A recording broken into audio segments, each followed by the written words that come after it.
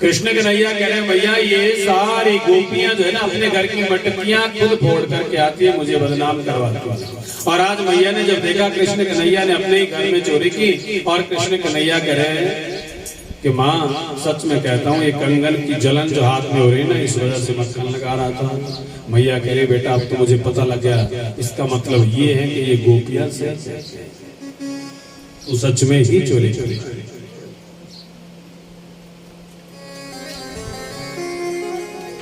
और अब क्या हुआ कि एक दिन कृष्ण कन्हैया ग्वाल बालों के साथ ब्रह्मांड घाट पर जाकर के पहुंचे, और ब्रह्मांड घाट पर जाकर के जय आज कृष्ण कन्हैया क्या कर रहे हैं, मिट्टी का भक्षण कर रहे हैं, मिट्टी खा रहे हैं।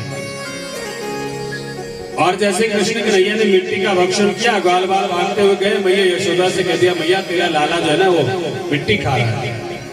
मैया भागती है, अब जब भागती आई मुंह में मिट्टी डाल रखी है, मैया यशोदा पूछ रही कन्हैया तूने मिट्टी खाई?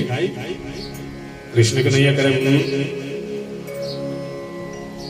मैया फिर पूछ रही है कन्हैया सच में कह दे क्या तूने सच में मिट्टी खाई? बोले मुंह खोल के दिखा। अब जैसे ही कहा कि मुंह खोल के दिखा, कृष्ण कन्हैया कह रहे हैं ना हम भक्षित्वानां सर्वे मिथ्या विशंसिनः, न हम भक्षित्वानां, मैया मैंने मिट्टी नहीं खाई है। और ये ग्वाल बाल जो है ना सारे झूठ कह रहे हैं,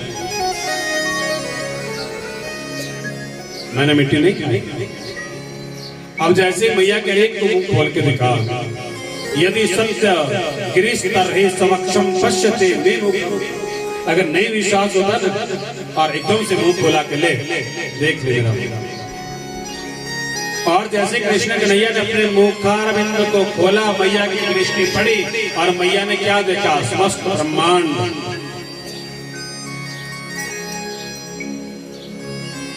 उसके अंदर कृष्ण कन्हैया छोटा सा लाला है। मैया पूछ रही है कन्हैया तूने मिट्टी खाई?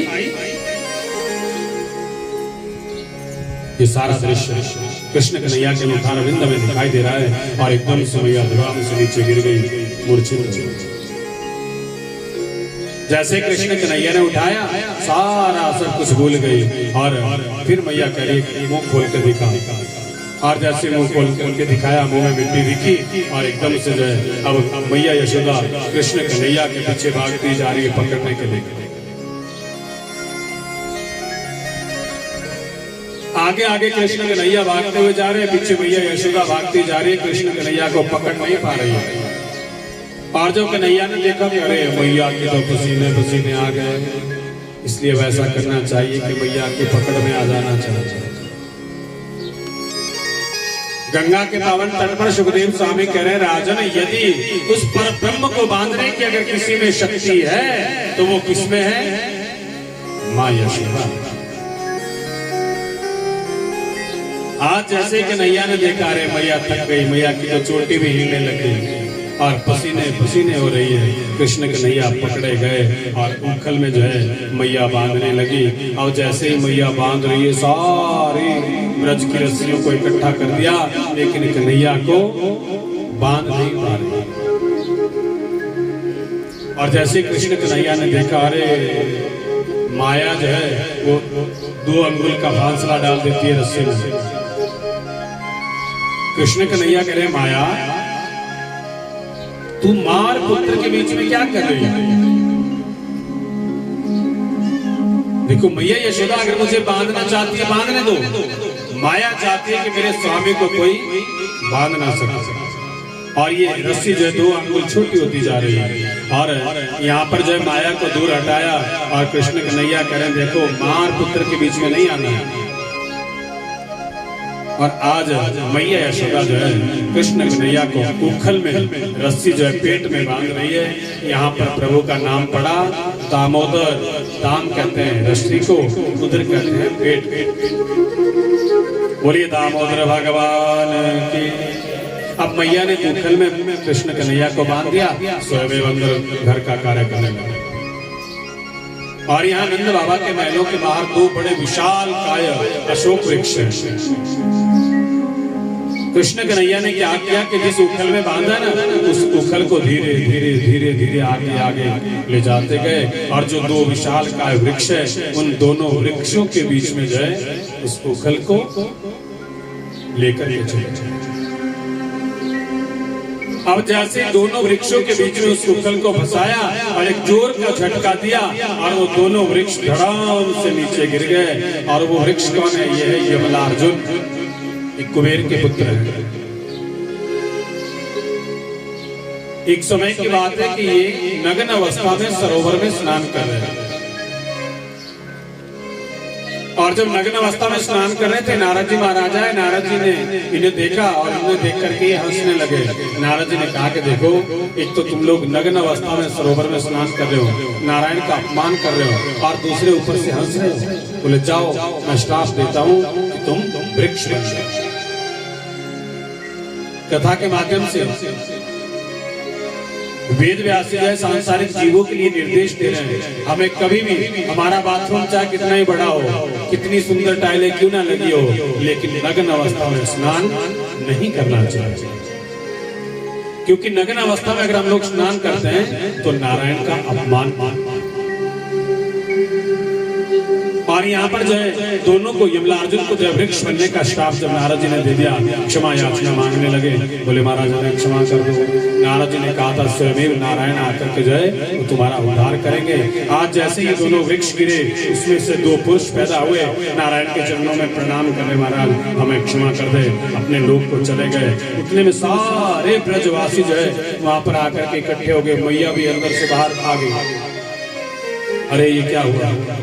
नंद बाबा भागते हुए आए। और जैसे नंद बाबा भागते हुए आए, सबसे पहले मैया यशोदा को ही डांटने लगे। बोले तू इसको बांध करके कैसी चली गई? बोली बांध के भी अरे लाल की कोई बात नहीं, थोड़ा सा समय और है, थोड़ा हिम्मत रखो।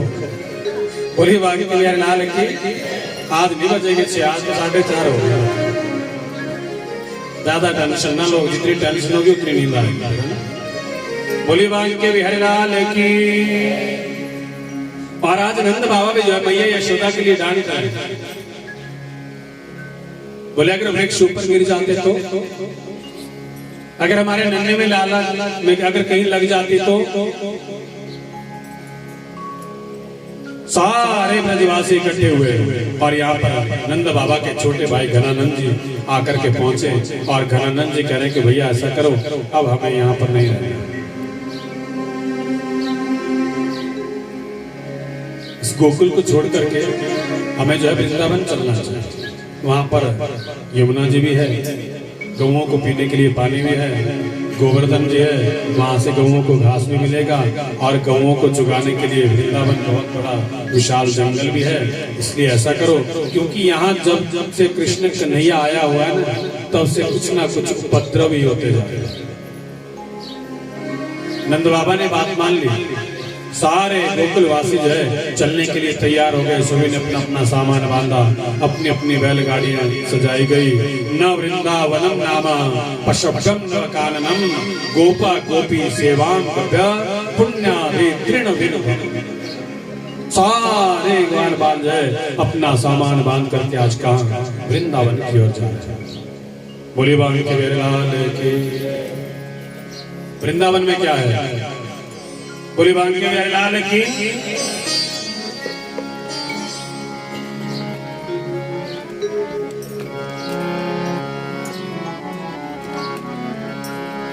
कि वृंदावन जाने को जी चाहता, राधे राधे गाने को जी चाहता।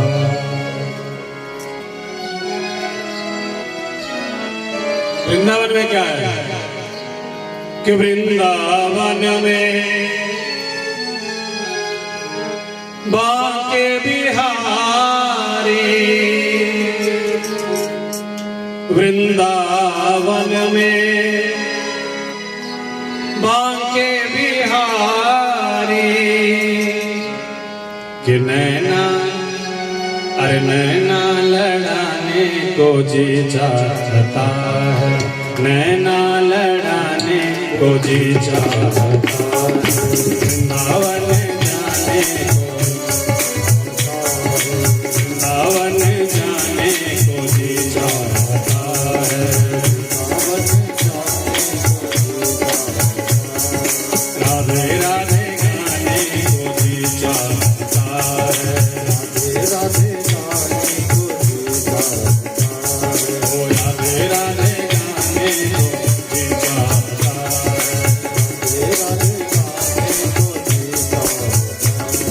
वृंदावन जाने को जी चाहता है।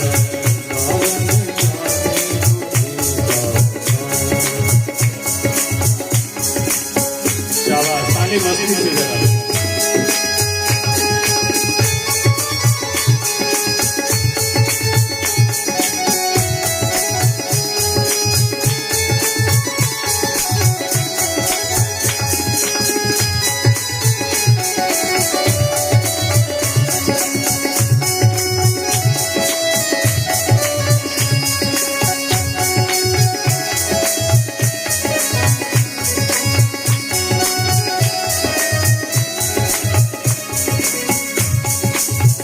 वृंदावन में माँ यमुना रानी,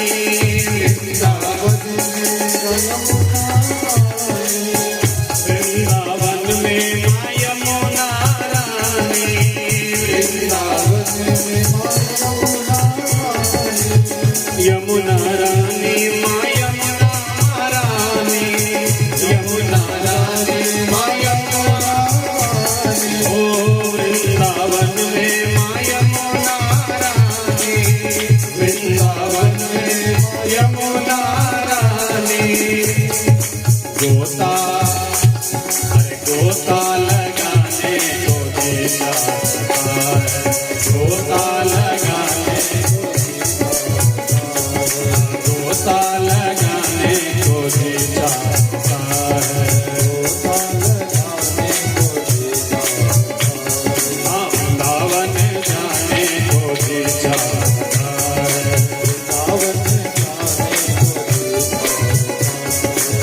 जी चाहता है, जीवन चाहता है, ओ जी चाहता है, जीवन चाहता है, मन चाहता है, जी चाहता है। वृंदावन वृंदावन अरे वृंदावन जाने को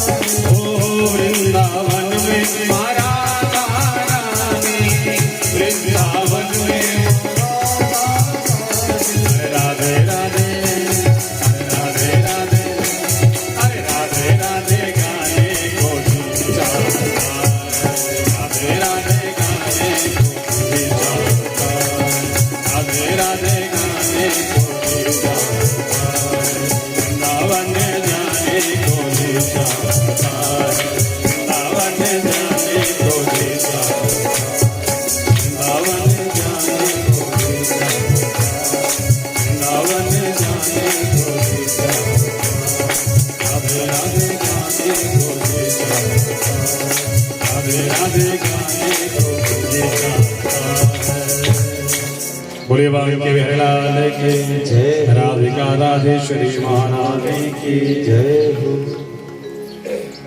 और हम सभी गोकुलवासी जब वृंदावन की ओर चले गए और वृंदावन में रहना प्रारंभ किया। और वृंदावन में जाकर के आज कृष्ण कन्हैया क्या कह रहे कि मैया देखो अब सभी लोग गौओं को चुगाने के लिए जा रहे हैं, ऐसा करो मैं भी अपनी बछड़ों को ले जाना चाहता हूँ। मैया कह रहे कन्हैया तुम अभी छोटे हो। बोले ना मुझे बछड़ों को लेकर के जाना है। और आज जैसे माता की अनुमति मिली और यहाँ पर जो आज भगवान श्री कृष्ण वृंदावनम गोवर्धनम यमुना पुलिना, जैसे भगवान श्री कृष्ण और बलराम जी आज अपने बछड़ों को चुकाने के लिए जंगल में जा रहे हैं और यहाँ पर प्रभु का नाम आज वत्सपाल पड़ा। बोले वत्सपाल भगवान की। और कंस के द्वारा बकासुर वत्सासुर कृष्ण कन्हैया को मारने के लिए भेजे गए और भगवान श्री कृष्ण ने जय इन असुरों का विजय वो उद्धार किया। तुलसीदास जी रामायण में बड़े सुंदर शब्दों में कहते हैं, निर्मल मन जन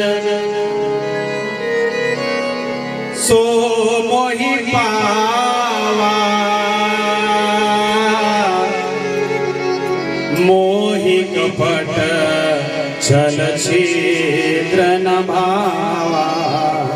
राम सिया राम सिया राम जय जय राम, राम सिया राम जय जय राम।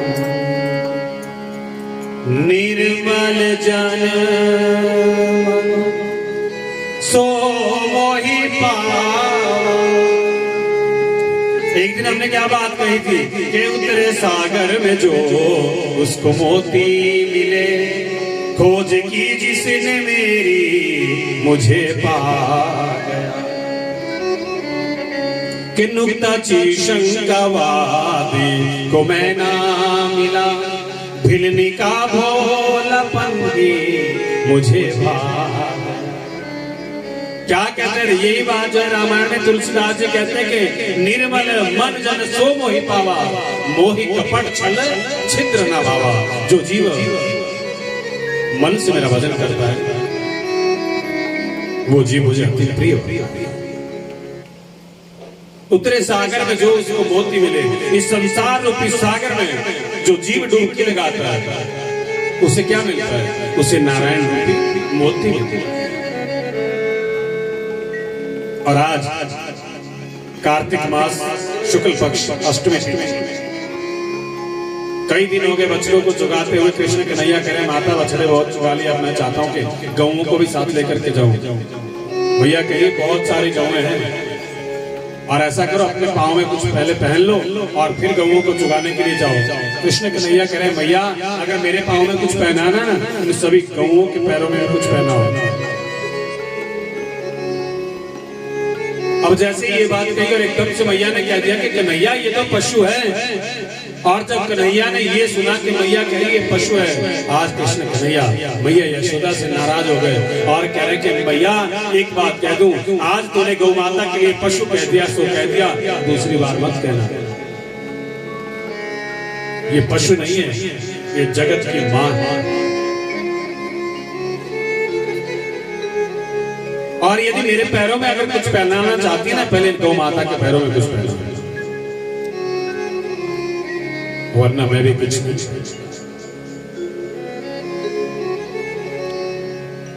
आज कार्तिक मास शुक्ल पक्ष अष्टमी तिथि, सर्वप्रथम गौ माता का पूजन किया गया और पूजन करने के बाद आज प्रभु का नाम गोपाल पड़ा और कृष्ण कन्हैया जो है आज गौओं को चुगाने के लिए वृंदावन लेकर के जा रहे हैं।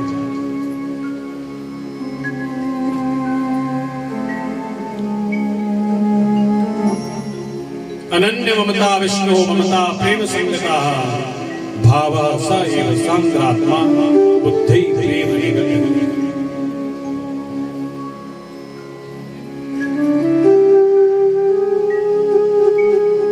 आज कृष्ण कन्हैया अपनी मैया के चरणों में प्रणाम करते हैं, प्रत्येक गौ माता के चरणों में प्रणाम करते हैं। और आज वृंदावन में जो है कृष्ण कन्हैया गौ माता को जगाने के लिए जैसे जंगल में गए, वृंदावन में जाकर के पहुंचे और कृष्ण कन्हैया ने जैसे ही अपनी बांसुरी बजानी प्रारंभ की, बीच में कृष्ण कन्हैया खड़े, चारों तरफ जो है गौ माता आज मानो कृष्ण कन्हैया को निहार रही है, घास नहीं खा रही। और जैसे ही कृष्ण कन्हैया अपनी बांसुरी को बजाना बंद करते हैं, मानो गौएं बार बार करिए कन्हैया और बजाओ। आज पूरा दिन गौ माता ने एक भी घास का तिनका नहीं खाया। आज प्रत्येक गौ माता अपने कृष्ण कन्हैया के इस नन्हे से लाला का जो सारा दिन दर्शन कर रही है और कृष्ण कन्हैया के इस मधुर बांसुरी की धुन को सुन।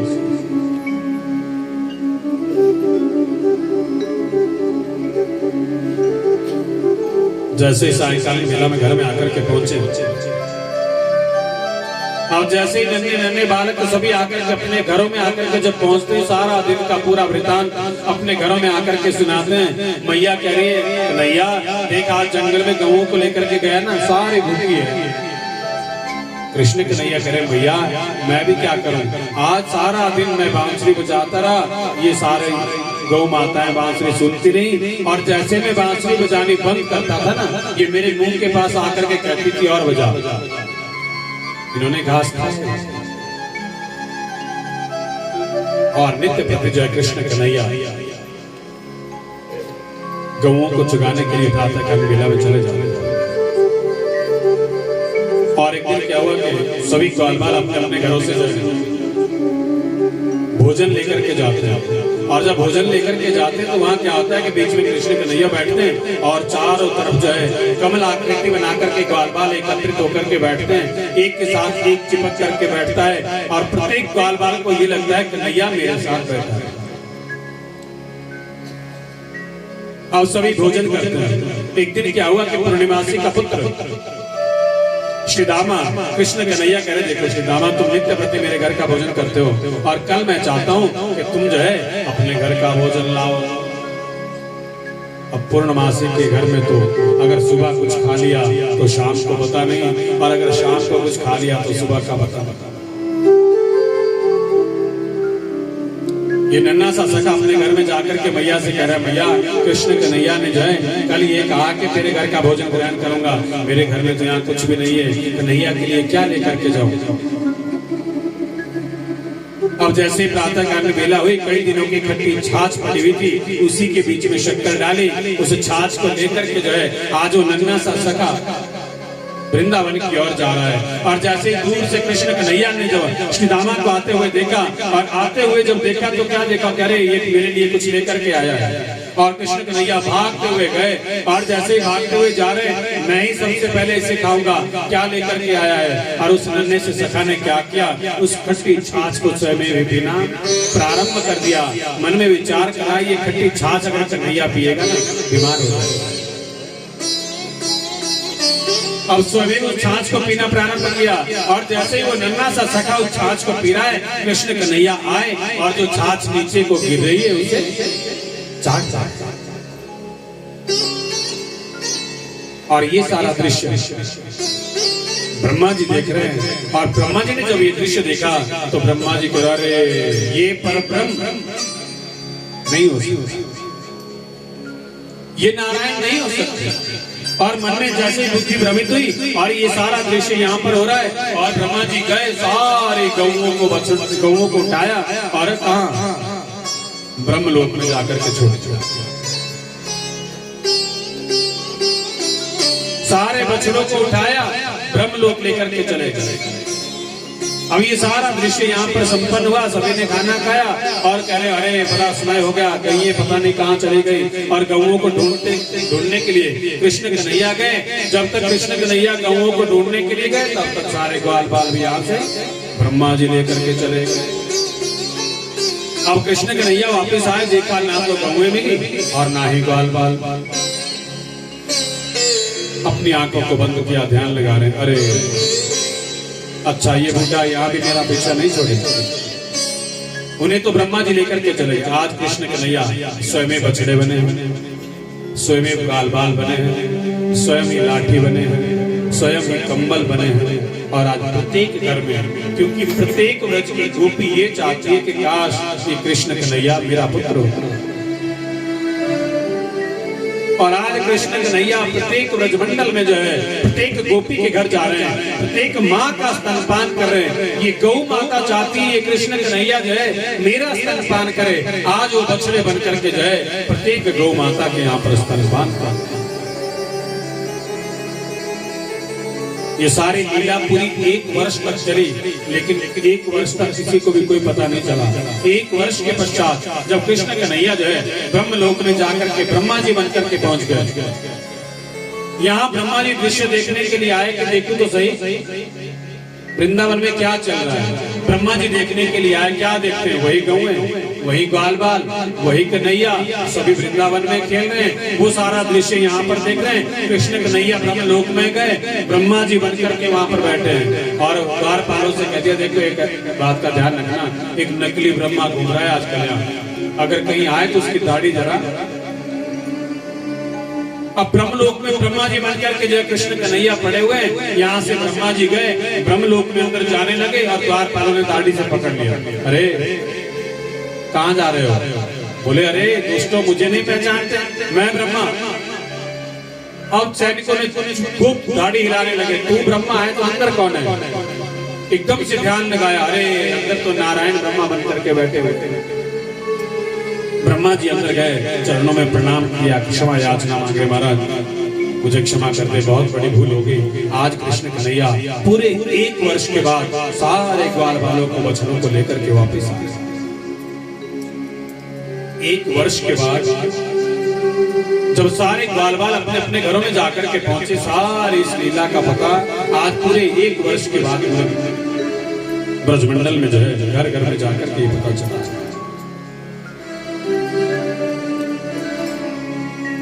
और एक दिन क्या हुआ, कृष्ण कन्हैया बलराम सभी ग्वाल बाल जंगल में जो है गऊओं को चुगाने के लिए गए। कंस के द्वारा यहाँ दैत्य भेजा गया, अगासुर, जो गधे के रूप में जो है गऊओं के बीच में वहां पर घास चल। अब जैसे ही कृष्ण कन्हैया ने देखा और कृष्ण कन्हैया उसे मारने के लिए तैयार हुए, बलराम जी कह रहे रुको, इतने राक्षसों को तो तुमने मार दिया, अब एक आधे का मौका मुझे भी दे दो। कृष्ण कन्हैया कह रहे हैं कि कोई बात नहीं भैया, इस बार आप सही। अब वो गधा बनकर के जो अगासुर गऊओं के बीच में घूम रहा है, बलराम जी ने पूंछ से पकड़ा और खूब उसे घुमाया, जमीन पर पटक दिया, अगासुर का प्राणांत हो गया।